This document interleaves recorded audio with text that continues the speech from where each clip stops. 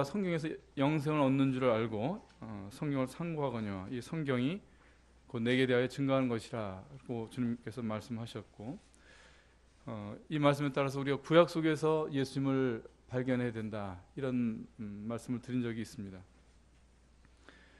구약 속에 예수님은 크게 두 가지로 우리가 생각해 볼 수가 있을 것 같더라고요. 하나는 예언적인 그리스도, 또 하나는 예표적인 그리스도. 그러니까 지난번에 제가 창세기 3장에 여자의 씨라는 이름을 가지신 예수님에 대해서 말씀을 나눴는데, 그러니까 이 아담의 씨가 아닌 사람으로 오실, 아담의 씨를 받지 않은 사람으로 오실 메시아를 우리가 거기서 그리스도를 봤고요.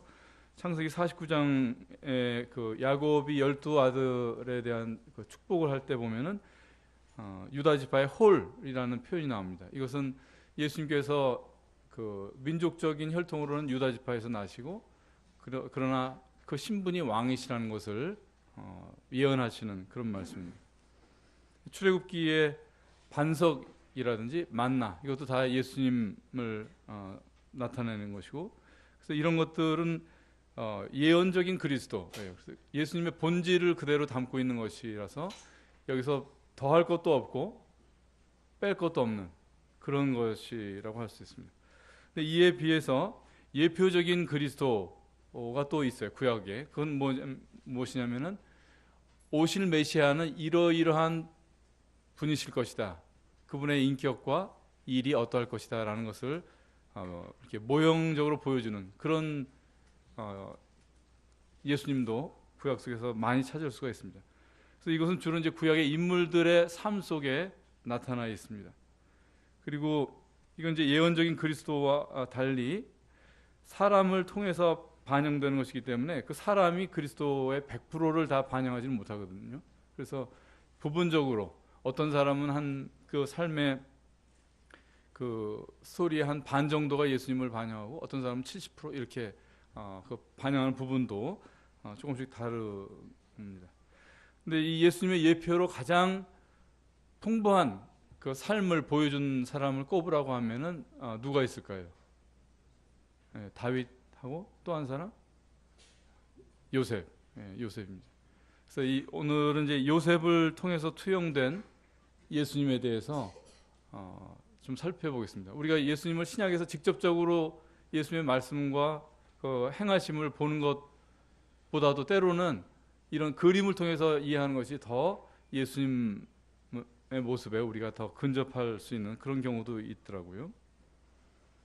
우선 요셉은 형제들의 질투를 받습니다. 창세기 37장을 잠깐 보겠습니다.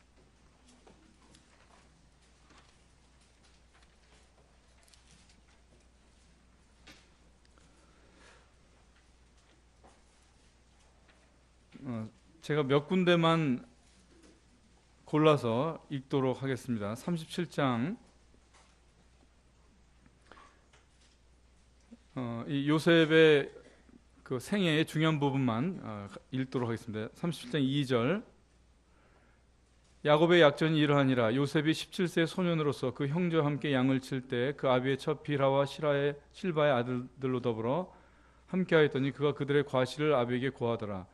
요셉은 노년에 얻은 아들이므로 이스라엘이 여러 아들보다 그를 깊이 사랑하여 위하여 채색 옷을 지었더니 그 형들이 아비가 형제들보다 그를 사랑함을 보고 그를 미워하여 그에게 언사가 불평하였더라.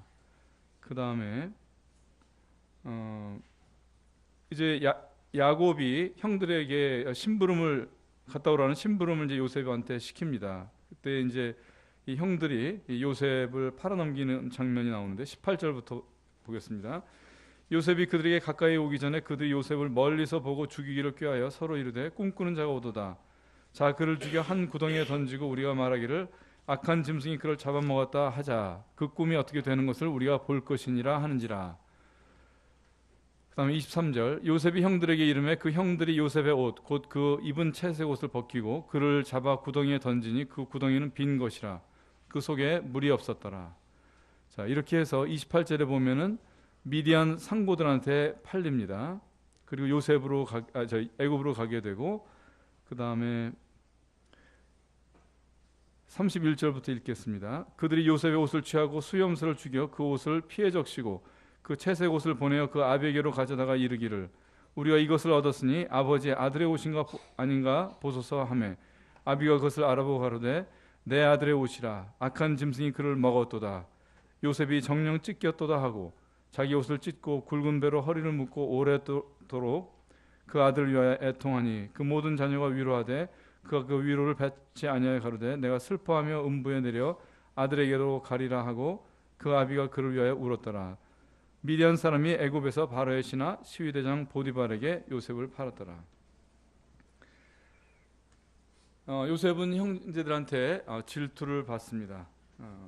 네, 예수님도 자기 형제인 유대 민족들에게서 질투를 받습니다. 그래서 빌라도가 물어가로되 너희는 내가 누구를 너에게 놓아주길 원하느냐 그랬을 때 바라바를 원하고 예수님을 십자가에 넘겨준 일이 있습니다. 그때 이제 이어지는 말씀을 보면 이는 저가 그들의 시기로 예수를 넘겨준 줄 알미러라. 그래서 유대의 이 지도자들은 병을 고치시는 예수님의 능력을 시기를 했습니다. 죽은 자를 살리는 능력을 시기를 하고 서기관의 것과 같지 않은 권위 있는 그 주님의 가르침을 시기를 했습니다. 자기들은 이제 아브라함의 아들이라고 자부를 했지만 그것을 뛰어넘는 하나님의 아들이시라는 그것 앞에 예수님을 시기를 했던 것입니다. 요셉은 형제들에게 배신을 당하죠. 이게 무슨 범죄 집단에 의해서 이렇게 팔려간 것도 아니고 같은 아비에게서 난 형제들에게서 이런 있을 수 없는 그런 배반을 당합니다. 이 배반이라고 하는 것은 사실 흔히 겪는 일은 아니지만 사람으로 살다 보면 겪게 되는 일입니다. 근데 그 배반의 아픔이라고 하는 것은 겪어본 사람은 다 이해할 수 있는 것이고 이건 참 어떤 것으로도 치유되기 어려운 그런 것이 바로 이 배반이라고 하는 것입니다. 그 미디안 상고들한테 넘겨줄 때 보면은 은 20개를 이스마엘 사람들에게 팔았다고 그랬는데 예수님도 유다가 제사장들한테 가서 그러잖아요. 내가 예수를 너에게 넘겨주니 얼마나 주려느냐 하니 그들이 은 30을 달아주었다. 은 30. 이게 은 30이 얼마나 되겠어요, 돈이. 나를 그 값에 내 값을 그렇게 여기고 유다가 팔았다는 것입니다. 이 배신의 아픔을 시편에 보면은 이렇게 주님께서 말씀하셨어요. 나를 책망한 자가 원수가 아니라 원수일진데 내가 참았으리라. 나를 미워하는 자가 아니라 미워하는 자일진데 내가 그를 피하여 숨었으리라. 그렇게 말씀하셨거든요. 그러니까 이 예수님께서 이 배반당하실 때에 그 원수나 예수님을 노골적으로 미워하던 그런 자들이 아니라 동무로 친구로 대했던 이 제자에 의해서 배반당하신 것의 그 아픔을 이렇게 말씀을 하신 것입니다. 요셉은 또 누명을 쓰게 되죠. 누명.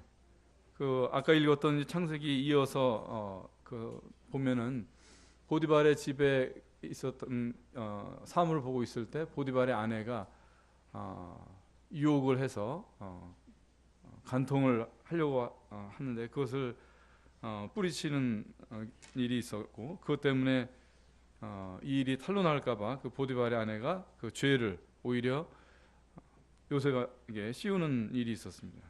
그래서 39장 20절로 가보시면 39장에 한번 보시죠.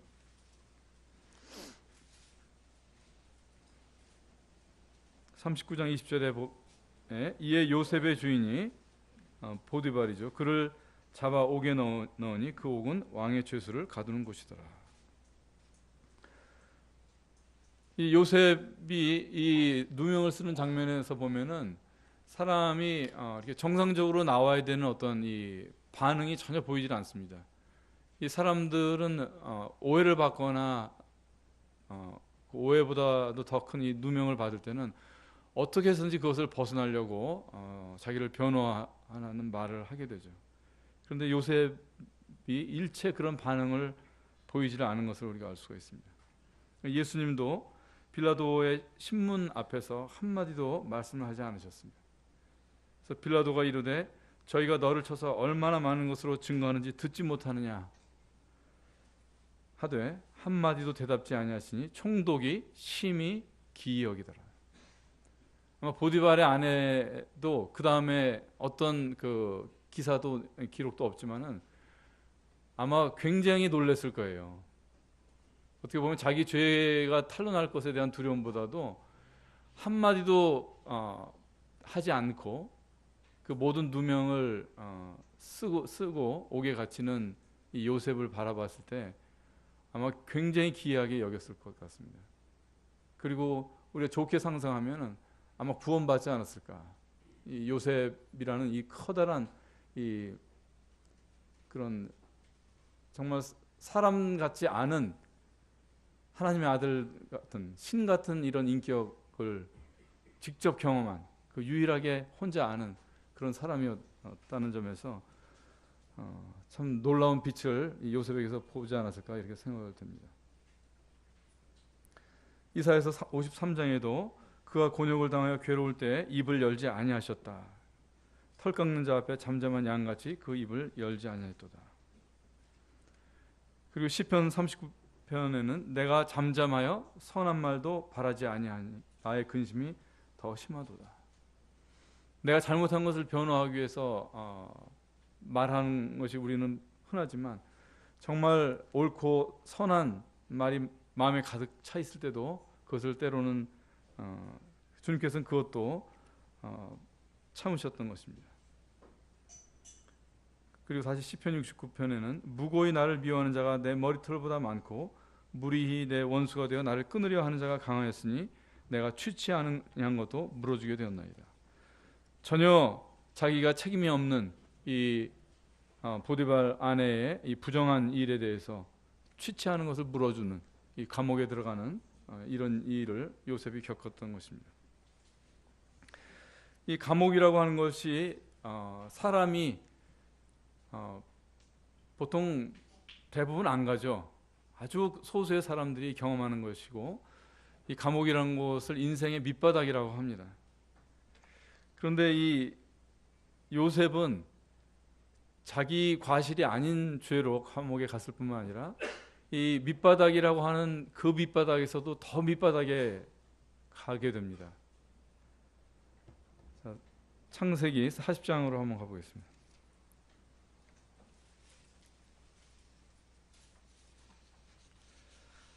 창세기 40장 1절 그 후에 애굽 왕의 술 맡은 자와 떡 굽는 자가 그 주 애굽 왕에게 범죄한지라 바로가 그 두 관원장 곧 술 맡은 관원장과 떡 굽는 관원장에게 노하여 그들을 시위대장의 집 안에 있는 옥에 가두니 곧 요셉에 갇힌 곳이라.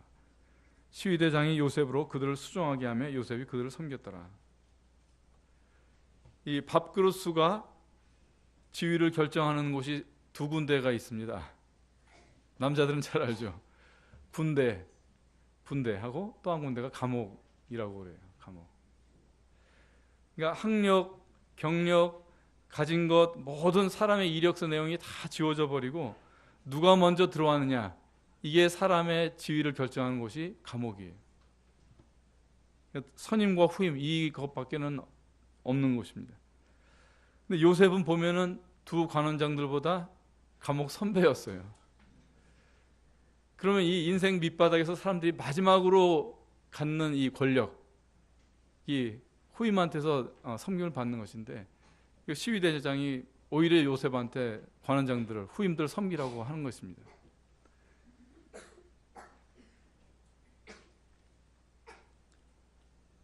참 사람이 가질 수 있는 마지막 그 알량한 힘마저도 요셉은 누릴 수가 없었습니다. 야곱의 12아들 중에 유일하게 채색 옷을 입었던 아들이 채색 옷을 벗기게 되고 사랑받는 아버지의 집에서 이방인의 집으로 가게 되고 그 보디발 집에 하인으로 가게 되고 그리고 거기서 더 나아가서 감옥으로 가게 되고 더 나아가서 사람이 갈 수 없는 그 어려운 자리, 죄수의 신분으로 또 다른 죄수를 섬겨야 되는 이런 처지에 간 것이 바로 요셉입니다. 예수님께서도 마찬가지로 하늘 아버지의 집을 떠나서 이 땅에 오셨습니다. 이방인의 땅입니다. 그리고 사람이 되셨을 뿐만 아니라 사람 중에서도 낮은 자로 오셨어요. 예수님을 나사렛 사람 그렇게 우리가 얘기를 하잖아요, 성경에서. 근데 이 나사렛이라고 하는 데는 쉽게 말하면 흙수저 출신이라고 하는 그런 말이에요. 사회적인 위치나 가진 것이나 권력이나 이런 것이 없는 그런 출신이라는 것을 말하는 거예요. 그래서 이사야서 53장에 그는 고운 모양도 없고 풍채도 없고 흠모할 만한 아름다운 것이 없다 하셨습니다. 집안 배경이나 외모나 스펙이나 이런 것들에 있어서 사람들에게 보일 만한, 사람들이 흠모할 만한 것이 없으셨던 것입니다. 이 감옥에 갔던 이 요셉이 관원장들을 섬긴 모습을 예수님을 통해서도 보게 됩니다. 예수님께서 요한복음 13장에 보면은 저녁 잡수시던 자리에서 일어나서 겉옷을 벗으셨습니다. 그리고 수건을 가져다가 허리에 두르시고 대야에 물을 담고 그 다음에 제자들 앞으로 갑니다. 그리고 하나씩 씻어 주시죠. 우리가 이 그리스도의 예표를 본다고 하는 것은 그 예표는 그리스도인의 예표도 된다고 하는 것입니다. 그러니까 그리스도인으로 산다고 하는 것은 자기의 겉옷을 벗는 것입니다. 자기를 가리고 품위를 유지해주고 그런 이 겉옷을 벗는 것이 바로 그리스도인인 것입니다. 빌립보서 2장에는 그는 근본 하나님의 본체시나 하나님과 동등됨을 취할 것으로 여기지 아니하시고 오히려 자기를 비워 종의 형체를 가져 사람들과 같이 되었다. 그리고 사람의 모양으로 나타나셨고 자기를 낮추시고 죽기까지 복종하셨으니 곧 십자가에 죽으십니다. 자기를 비우고 자기를 낮추시고 복종하셨다. 이건 마지못해 하는 것이 아니라 굉장히 적극적인 그런 겸손이셨다고 하는 것입니다. 여기 자기를 비우셨다고 하는 것을 영어 표현을 가지고 좀 이걸 달리 번역을 하면은 사람들에게서 평판을 받기를 원치 않으셨다. 사람들의 평판을 개의치 않으셨다. 이런 뜻입니다. 주님께서 낮추시고 복종하시고 이렇게 요셉과 같이 가장 낮은 자리에서 사람을 섬기시면서 그 겪으신 일들이 우리와 어떤 관련이 있는지 히브리서는 이렇게 말씀하시잖아요. 우리에게 있는 대제사장은 우리의 연약함을 체휼하지 아니하는 자가 아니요 모든 일에 우리와 한결같이 시험을 받은 자로 돼 죄는 없으시니라.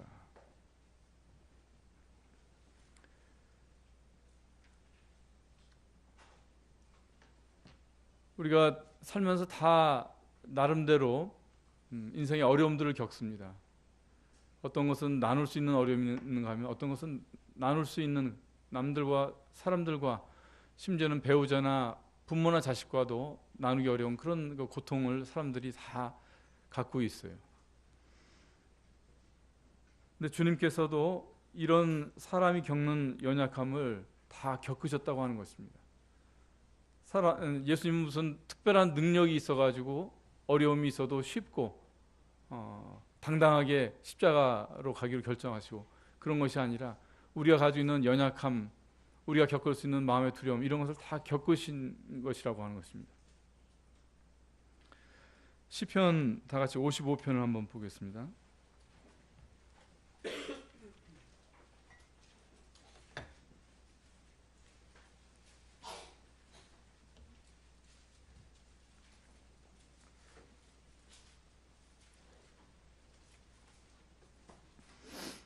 55편 4절 내 마음이 내 속에서 심히 아파하며 사망의 위험이 내게 미쳤도다. 두려움과 떨림이 내게 이르고 황공함이 나를 덮었도다. 나의 말이 내가 비둘기같이 날개가 있으면 날아가서 편히 쉬리로다. 이 마지막 구절같이 비둘기같이 날개가 있다고 하면 이 현실을 떠나서 이 현실을 벗어나고 싶은 이런 그 마음의 간절한 이런 이 안식과 평안에 대한 그런 갈망이 일어나는 때가 있지 않습니까? 주님도 그러셨다고 하는 거예요. 그 앞선 절에 보면은 황공함이 나를 덮었도다 이렇게 되어 있는데, 이 황공이란 말은 어떤 지체 높은 분 앞에서 어떤 송구함을 느낄 때 쓰는 말이거든요. 황공하다, 뭐 왕 앞에서 황공하거나 뭐 이런 말 하잖아요. 근데 그런 이 잘못 번역이 돼 있어요. 좀 그게 아니라 황공이 아니라 이걸 거꾸로 해야 돼. 공황이에요, 공황. 영어로는 하러 이렇게 되거든요. 하러 무비 이런 거 들어보셨죠? 공포 영화. 그러니까 이 말씀을 달리 읽어보면은 두려움과 떨림이 내게 이르고 공포가 나를 덮었도다. 내 마음이 내 속에서 심히 아파하며. 이런 거 다 요즘 사람들이 다 치유받기를 원하는 그런 것 아니에요? 마음의 아픔, 상처, 공황 이런 것들. 주님이 그런 걸 모르시는 분이 아니라 주님이 그걸 겪으셨다는 거예요. 공황 수준의 두려움을 주님도 겪으셨던 겁니다. 시편 69편에는 하나님이여 나를 구원하소서, 물들이 내 영혼까지 흘러 들어왔나이다. 여러분, 물에 빠져서 당황해 본 적이 있으시죠? 수영 배울 때. 저는 실제로 어렸을 때 멋모르고 이렇게 개울에 들어갔다가 동네 형들이 들어가서 재밌게 놀길래 나도 그렇게 할 수 있는 줄 알고 들어갔다가 익사 직전에 구출된 적이 있었어요. 이 물에 빠지는 것의 그 공포 아실 겁니다. 근데 이 주님의 표현이 보세요. 물들이 내 영혼까지 흘러 들어왔나이다. 내가 설 곳이 없는 깊은 수렁에 빠지며 깊은 물에 들어가니 큰 물이 내게 넘치나이다. 이 죽음의 이 문제 앞에 주님도 이런 두려움을 느끼셨던 것입니다. 102편을 한번 보겠습니다. 시편 102편.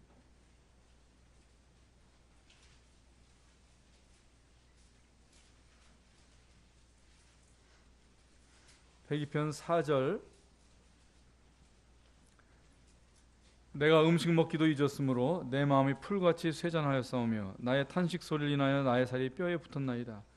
나는 광야의 당아새 같고 황폐한 곳에 부엉이같이 되었사오며 내가 밤을 새우니 지붕에 외로운 참새 같으니이다. 여기 내 마음이 풀같이 쇠잔하였사오며, 이거를 역시 영어로 보면 조금 더 그 느낌이 새롭습니다. 어떻게 되느냐면은 내 마음이 얻어맞아 풀같이 시들었다, 이렇게 표현이 되어 있어요. 내 마음이 얻어맞아서 풀같이 시들었다. 요즘 어려운 일을 겪었던 사람들 마음 안에 남는, 심리 안에 그 남는 어떤 그 심리학적인 병적인 상태 또는 그 어려움을 많이들 얘기하죠. 트라우마. 이 예수님이 어떤 심리적인 어려움을 겪으셨던지 풀이 얻어맞아 가지고 풀이 시든 것 같은 그런 마음이셨다고 하는 거예요.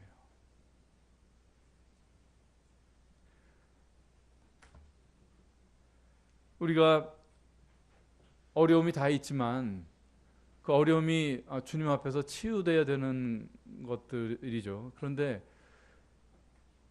우리가 예수 그리스도에게서 이 공감하시는, 나의 어려움을 공감하시는 예수님을 만나지 못하면 자기 연민에 빠지게 돼 있어요. 그리고 다른 세상에서 그 힐링을 구하려고 하게 돼 있습니다.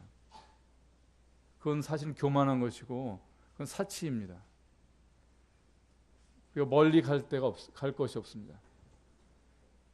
성경 안에서 예수님을 만나면 그것으로 힐링이 이루어지는 거예요.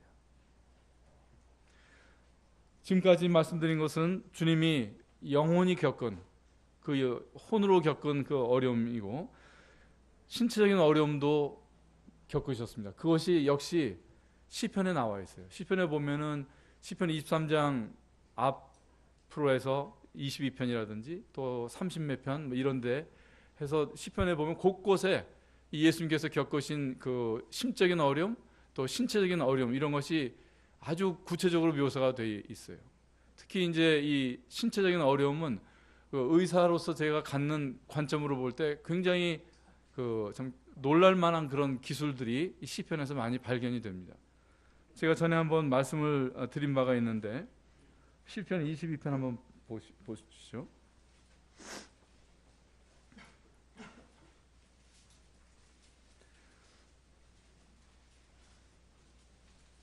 예수님께서 이 십자가에서 이렇게 그 로마 군병들과 제사장들에게 둘러싸여서 멸시를 받으시고 수욕을 받으시고 침뱉음과 채찍을 받으시는 이런 장면에 제일 근접한데 12절부터 보면은 많은 황소가 나를 에워싸며 바산의 힘센 소들이 나를 둘렀으며 내게 그 입을 벌림이 찢고 부러지는 사자 같으니이다. 나는 물같이 쏟아졌으며 내 모든 뼈는 어그러졌으며 내 마음은 촛물 같아서 내 속에서 녹았으며. 여기 역시 이게 내 마음은 촛물 같아서 내 속에서 녹았다 이렇게 약간 관념적으로 돼 있는데 여기 보면은 내 심장이 녹아내렸다 이렇게 돼 있거든요. 좀 더 이거를 이렇게 그러니까 구체적으로 말을 해보면 심장, 물론 이제 심장이 마음하고 통하기는 합니다. 그런데 이 원래 이 말씀 보면은 내 심장이란 장기가 초같이 녹아내렸다 이런 표현이에요. 근데 이걸 그냥 우리는 읽을 때 주님의 고난이 얼마나 심했길래 마음이 이렇게 녹아내렸을까 이렇게 상상을 하고 물론 그것도 맞죠. 그런데 이건 굉장히 구체적인 진술이거든요. 굉장히 생물학적이고 의학적인 진술로 볼 수가 있어요. 사람이 아주 과도한 그 정신적인 이 압박이나 신체적인 고통을 겪을 때 심장병이 없는 사람이 심장이 잘 안 뛰는 그런 현상이 있어요. 그걸 스트레스성 심근병이라고 그런 말을 해요. 근데 그거를 의학자들이 알아낸 게 불과 한 30년밖에 안 돼요. 그런데 지금부터 2000년, 2600, 700년 전에 다윗의 입을 통해서 이 십자가의 고통 앞에서 내 심장이 스트레스성 심근병을 앓고 있다는 이런 말씀을 하신 거예요.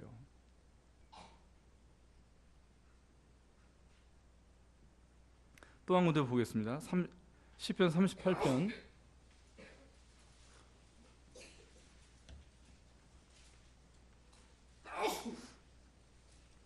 시편 38편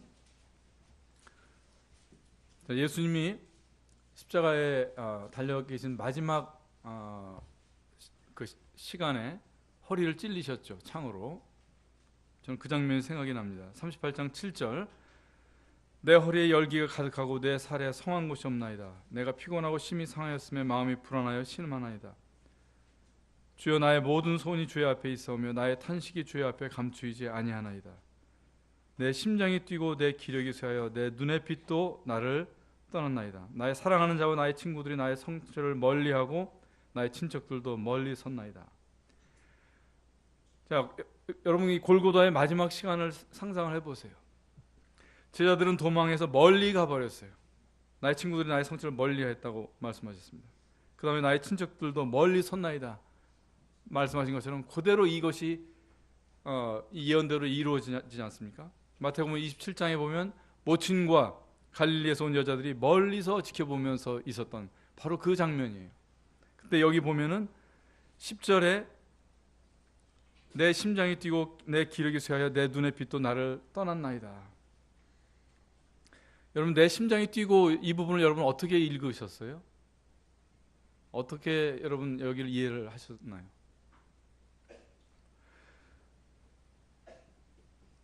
이 사망을 확인하는 과정 방법이 여러 가지가 있어요. 근데 그 중에 하나가 우리 일반인들도 하는 게 뭐예요? 예? 눈 뒤집어 보잖아요. 그러니까 살아 있고 죽은 것을 보면 눈에 빛이 있으면 살아 있는 거고, 죽으면 눈에 있던 빛이 없어지거든요.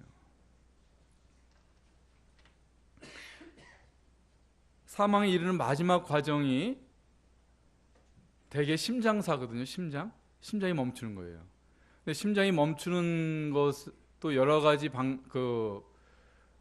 현상인데, 그 중에 하나가 뭐냐면은 심장이 부르르 떨다가 탁 멈추는 거예요. 그게 바로 내 기력이 마지막으로 빠져나가는, 그 생명의 빛을, 이제 생명의 빛이 그 사람에게서 소멸되는 그 마지막 순간에 일어나는 것 중에 하나가 바로 이건데, 그걸 심실세동이라고 그래요. 심실.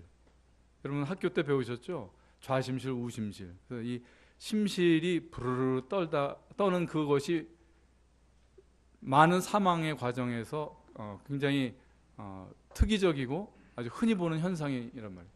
그래서 의사들이 이 모니터에서 이 심장이 부르르 뜨는 거 보면은 굉장히 긴장하고 그러는 거거든요. 이게 바로 심장이 뛰는 겁니다.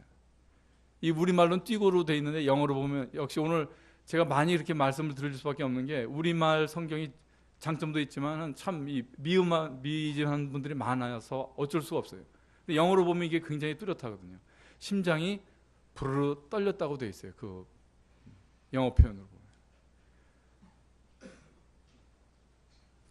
보면. 그 주님이 그 십자가에서 마지막 하나님의 내 영혼을 받소서 하고 숨을 마지막 내쉰 그 직전에 심장이 어떠했는지를 여기다 이렇게 딱 숨겨 놓으셨어요. 너무나 이것이 구체성이 있고, 그래서 그 예수님의 이 십자가 사건을 우리가 이렇게 구성해 볼 때, 주님이 겪으신 이 고난과 이 정신적인 고난과 또 이 육체적인 고난이라고 하는 것은 굉장히 우리한테 현실적인 것이에요. 굉장히 구체성 있는 것이란 말입니다.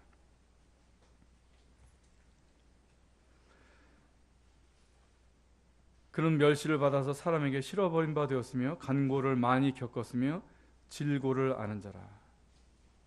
고통을 아는 분이라는 거예요. 사람의 연약함과 질고와 죽음과 이런 것들, 이게 다 죄의 결과들입니다. 그런데 이런 고난의 자리에 주님께서 다 일일이 다 서보신 것입니다. 생명의 본체이신 그분께서 눈의 빛이 떠나는 이 신체적인 죽음을 맛보셨던 것입니다. 이사야서 이 53장 말씀은 그는 슬픔의 사람이다 그래서 슬픔을 아는 사람이다. 내 슬픔을 나누지 못해서, 남들이 알아주지 않는다고 해서 고통하십니까? 예수님은 그 슬픔을, 사람의 슬픔을 아시고 육체의 고통 때문에 힘들어 하십니까? 육체의 고통을 공감하실 수 있는 분이라고 하는 것이에요. 주님은 사회적으로도 핸디캡을 갖고 계셨고 멸시받는 그런 위치를 자처하셨습니다. 누가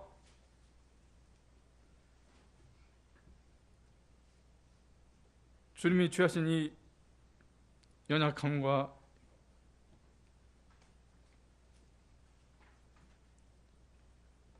이 구체적인 고난에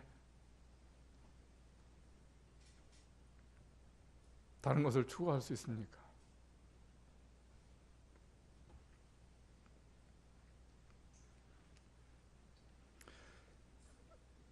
요셉이 자기를 만나서 그 요셉인 것을 알아본 이 형제들한테 이렇게 안도를 시키잖아요. 당신들이 나를 이곳에 팔았으므로 근심하지 마소서, 한탄하지 마소서. 하나님이 생명을 구원하시려고 나를 당신들 앞서 보내셨나이다. 주님께서 사람들의 그 고통과 슬픔과 침체에서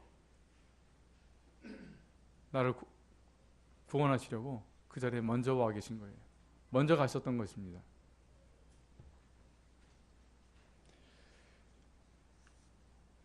만유를 채우시는 분께서 자신을 비우셨습니다.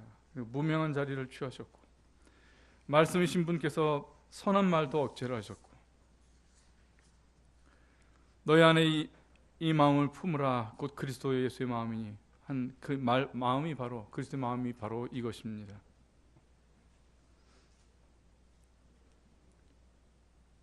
요셉이 그리스도의 모형이라고 하면 요셉은 또한 모든 그리스도인들의 삶의 모형이 또 되기도 하는 것입니다. 나는 비워지고 있는가?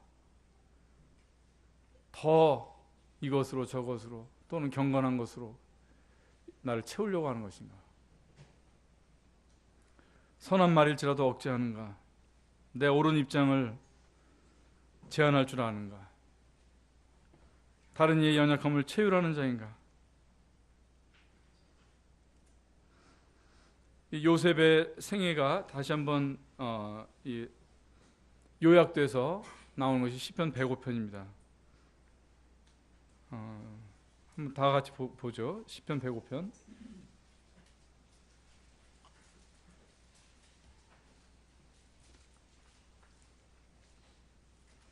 (105편) 17절.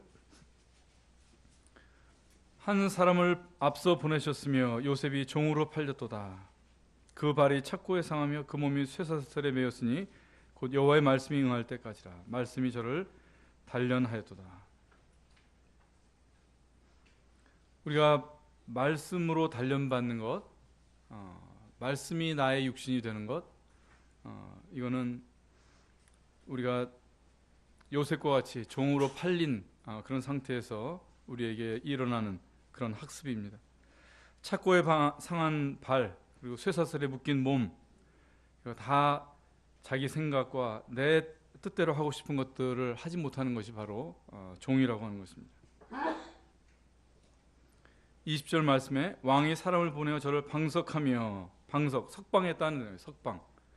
열방의 통치자가 저로 자유케 하였도다. 하나님께서 우리를 이렇게 종 같은 위치에 두시는 것은 우리를 자유케 하시기 위한 것입니다. 비굴하게 하고 하시는 그런 것이 아니에요. 진정 우리에게 자유를 주시고자 하시는 것이 무엇이냐? 우리를 종으로 만드시는 거예요. 낮아지게 하시고 비워내지 않으면 안 되게 우리를 만드시는 것입니다. 감옥은 밖에만 있는 것이 아닙니다. 안에도 있어요. 사람 안에도. 자존심, 그 감옥이에요. 자기 연민, 감옥이에요. 선악과, 늘 옳고 그른 거 판단하는 거, 이것도 감옥이에요.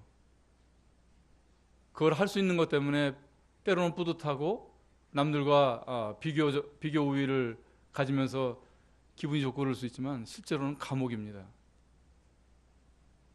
사람의 진정한 자유는 어디 있느냐? 이런 보이지 않는 감옥으로부터 방석돼야 되는 거예요. 그것을 주님께서는 종을 통해서, 종이 되는 것을 통해서 하시는 것입니다. 21절 보면 저로 그 집의 주관자를 삼아 그 모든 소유를 관리케 하고, 이제 애굽 전역의 전국의 총리가 된 요셉이죠. 임의로 백관을 제어하며 지혜로 장로들을 교훈하게 하였도다. 이제 진정한 자유를 가진 사람이 다른 사람도 자유케 해줄 수 있는 거예요. 그리고 이 진정한 자유를 가진 사람이 부리는 권력은 그건 아름다운 거예요. 선하고 또 선한 열매를 맺게 되는 것입니다. 임의로 백관을 제어해도 그 임의가 더 이상 악하지 않고 선한 하나님의 뜻대로 움직일 수 있는 그런 임의가 되는 것입니다.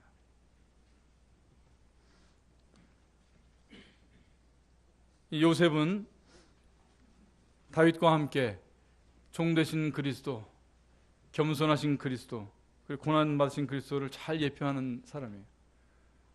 그런데 다윗과 달리 또 한 중요한 점이 있는데, 이 요셉은 부활하신 그리스도를 또한 예표하고 있다고 하는 것입니다. 창세기 43장에 보면 요셉의 생애에 아주 드라마틱한 사건이 거기 나옵니다. 형제들이 곡식을 구하러 애굽에 내려갔는데 첫 번째 왔을 때는 요셉을 몰라보죠. 그리고 두 번째 내려갔을 때 베냐민을 데리고 내려갔을 때 바로 자기들이 오랜 동안 까마득하게 잊어버리고 있었던 요셉을 만나는 그 장면입니다. 정말로 드라마틱한 장면이에요. 이때 이 형제들이 그 마음들이 겪었을 그 충격이라고 하는 것은 참 상상하기가 어렵습니다. 원래 이제 곡식을 구하러 이렇게 머리를 조아리고 요셉과 얘기할 때 통역을 세웠다고 되어 있거든요. 왜냐하면은 요셉이 처음엔 자기를 알리지 않기 위해서 마치 애굽 총리인 것인 양 통역을 세워서 히브리 말과 애굽 말을 사이에 이렇게 얘기를 했었어요. 그러니까 까마득하게 뭐 전혀 그렇게 생각할 수 없었던 바로 이 자기들 절하고 있는 이 애굽의 총리가 바로 요셉이라는 것을 알게 된 것입니다. 다시는 못 볼 것으로 알았던 요셉이 눈앞에서 나타난 것입니다. 이게 부활한 거예요, 사실은. 부활한 거예요. 그렇지 않습니까? 다시는 못 볼 것으로 알았던 이 요셉이 자기들 눈앞에 부활한 거예요. 요셉의 부활은 형제들에게만 그치지 않고 또 한 사람에게도 요셉이 부활하죠. 누구겠습니까? 네. 가나안에 있던 아비 야곱입니다. 창세기 45장을 보겠습니다.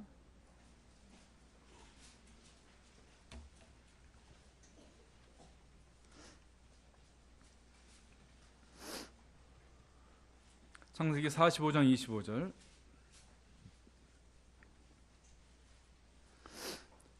이제 이 요셉을 자기들이 팔았던 요셉을 만나고 이제 곡식을 가지고 이제 다시 가나안으로 가죠. 이 야곱의 아들들이. 그리고 이제 드디어 이제 가나안 땅에 다시 돌아왔습니다. 그게 이제 25절인데 그들이 애굽에서 올라와 가나안 땅으로 들어가서 아비 야곱에게 이르러 고하여 가로되 요셉이 지금까지 살아 있어 애굽 땅 총리가 되었더이다. 그러니까 자기들도 놀랐지만 이 보고를 할 때 야곱이 얼마나 놀랐던지 그 이어지는 말씀이 야곱이 그들을 믿지 않았냐므로 기색하더니 그래서 이 기색했다는 말은 실신했다는 뜻이에요. 실신, 졸도. 그러지 않겠어요. 이게 비슷한 예가 를 생각해보면 잘 생각이 안 나는데 한번 예를 들어서 월남전에 보낸 아들이 어느 날 보니까 죽었다고 전사자 통보를 받았는데 어느 날 띵동하고 해서 문을 열어봤는데 그 아들이 문 앞에 서 있다고 생각을 해보세요. 그런 정도의 이런 놀라운 사건이었던 것입니다. 요셉이 실종된 것이 그러니까 이 야곱에게서 야곱이 잃어버린 것이 17세 정도로 생각이 됩니다. 근데 바로 앞에 설 때가 30세쯤이었다고 그랬고 그때 바로 7년 풍년과 7년 흉년을 예언하잖아요. 그러면은 37년이 지났을 거예요. 그리고 이 형제들이 곡식을 구하러 내려왔을 때 아직도 흉년이 5년을 더 간다고 했었습니다. 그러면은 2년이 더 지났죠. 그러니까 요셉의 나이가 39쯤 됐을 나이예요. 그러면 17에 헤어지고 몇 년이 지났습니까? 20년이 더 지난 거예요. 그러니까 20년이나 더 지났는데 짐승한테 죽은 것 같다고 이 아들들한테 보고를 받았는데 22년 만에 나타난 거예요. 야곱에게도 요셉이 부활했습니다. 두 가지 부활이 좀 차이가 있죠.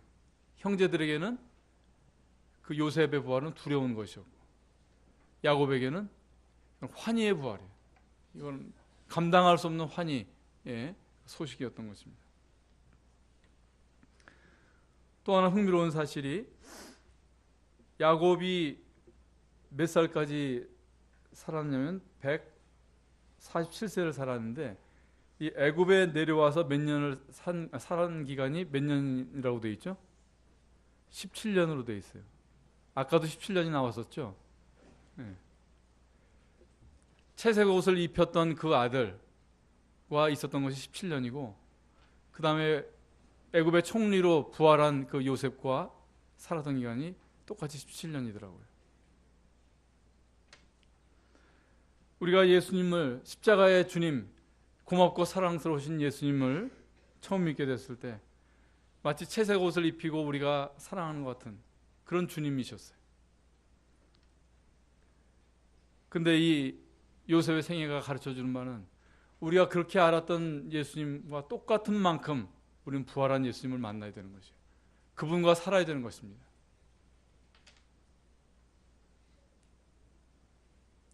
야곱이 그러했던 것처럼 먼저 17년 동안 사랑했던 요셉이 눈앞에서 없어진 이 22년의 시간은 야곱에게는 절망과 무기력의 시간이었습니다. 거기다 기근까지 만나잖아요. 야곱이 바단 아람에서 이 가나안으로 올 때는 큰 짐승 떼와 식소를 거느리고 왔죠. 그리고 거기서 수백 마리 짐승을 에서에게 선물로 줄 정도의 그런 사람이었어요. 근데 이 기근을 만났을 때 이 애굽 총리한테 이 아들들에게 선물로 주라고 한 것, 선물을 이제 들려보내는데 뭐예요? 유향 조금, 꿀 조금, 향품과 몰약과 비자와 파단행이에요. 이게 초라해진 거예요. 요셉을 잃어버린 야곱의 모습은 이와 같은 것입니다. 찢겨 죽은 요셉, 십자가에서 찢기시고 죽으신 그리스도. 그러나 이제 그 그리스도가 우리 눈에 안 보일 때가 있어요. 야곱이 요셉을 잃어버렸던 것처럼. 이 야곱들이 찾아야 될 요셉은 어떤 요셉입니까? 채색 옷을 입은, 그러나 짐승에게 찢긴 요셉인가? 아니면 통치자로 부활한 요셉인가? 창세기 45장 한 구절 보겠습니다.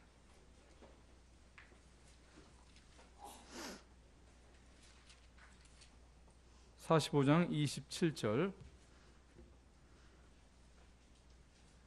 다 같이 한번 읽어보겠습니다. 27절 시작. 그들이 또 요셉이 자기들에게 부탁한 모든 말로 그 아비에게 고하매 그 아비 요셉이 여비 부는 수를 보고야 기운이 소생한지라.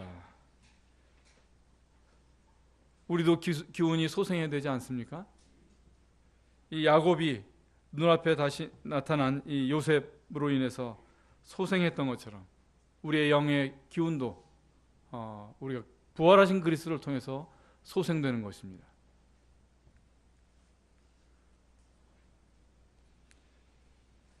여자들이 예수님의 무덤을 찾았을 때 천사들이 나타나서 말을 합니다. 어찌하여 산자를 죽은 자 가운데서 찾느냐?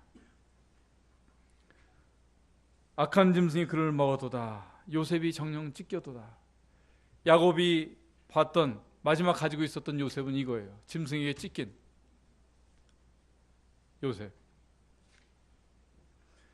요셉의 형제들이 와서 허위 보고를 한 것처럼 죽은 그리스도밖에 없는 복음. 처음에는 우리가 채색 옷을 입힐 정도로 사랑스럽고 감격스러운 그런 주님이시지만 이 주님은 우리를 소생케 하시는 그런 부활하신 주님까지 가야 되는 것입니다. 우리는 이 허위 보고와 같은 이런 부분적인 복음 가지고 살아있는 요셉을 못 보고 있는 건 아닌가? 그 성화는 구원과는 별개의 무엇을 필요로 하는 것처럼 그렇게 돼 있어요.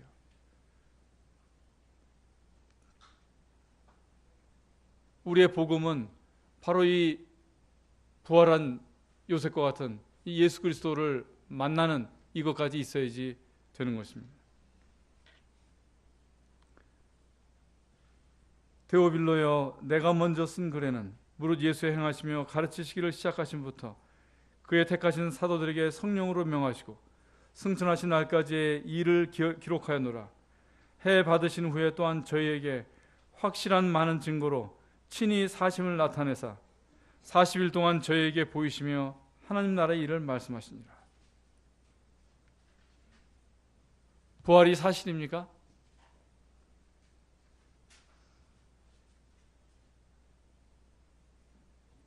여러분 OX 게임 해보셨죠? 문제를 주고 맞으면 이쪽, 틀리면 저쪽. 부활은 사실입니까? O, X. 여러분 어느 쪽으로 가시겠어요? 머리는 O. 근데 마음은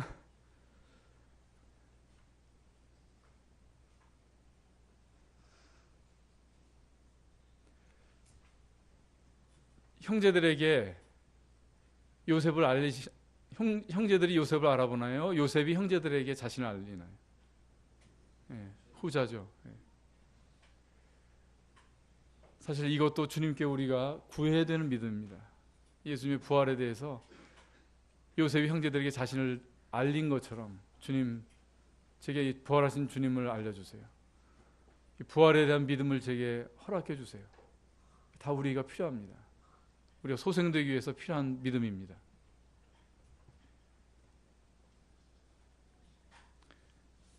히브리서에 보면은 예수님께서 사람의 죄를 담당하시려고 단번 들이신 바 되었고 또 죄와 상관없이 두 번째 나타나실 것이라고 말씀하고 있어요.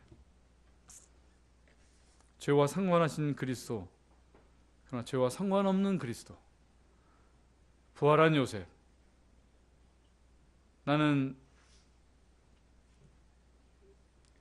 그 요셉을 파는 형제 같은 입장이든 또는 모든 희망을 잃어버리고 눈앞에 채색의 옷을 입히고 내가 사랑하던 그 요셉을 그 아들을 잃어버린 야곱의 상태이든지 간에 내게는 이 요셉이 다시 나타났는가, 두 번째 나타났는가, 이건 우리가 물어야 될 중요한 질문입니다.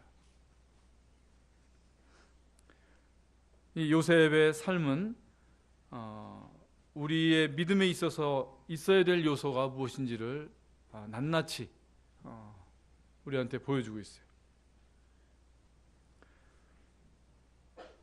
이 문제가 중요한 것은 우리에게 부활하신 그리스도가 있어야지 사람이 정말 하나님을 경외하게 됩니다.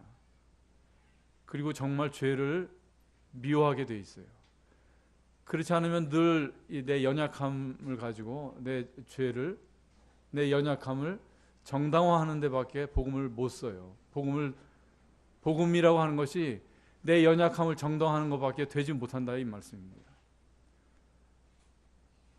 예수 그리스도께서 내게 살아계신 실체, 현실이 될 때 그때 비로소 하나님을 경외하는 것이 사람에게 가능한 것입니다. 그것이 없이 이루어지는 사람의 경건은 위선이에요, 위선. 그리고 그것은 얼마 못 가요. 그리고 그것이 잘 되면 무엇이냐? 바리새인 되는 것입니다. 해답이 없어요. 요셉이 우리 눈앞에서 부활하는 것 외에는 해답이 없는 것입니다. 이 부활하신 그리스도가 있어야지 사람이 사람한테 머리 숙일 수 있습니다. 밑바닥에서 한 번 더 낮아지는 그 어려움, 그건 부활한 요셉 앞에서 나올 수 있는 것이에요.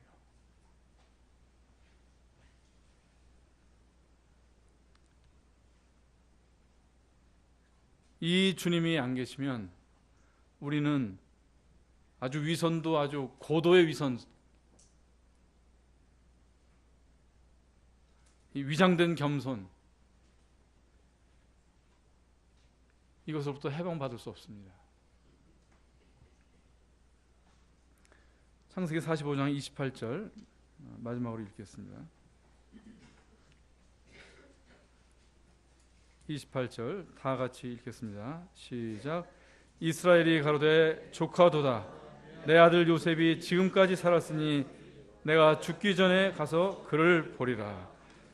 여러분, 우리 십자가에서 우리 죄의 값을 위해서 죽으신 예수님 말고 이 요셉이 지금 살아있으니 내가 가서 죽기 전에 그를 보리라.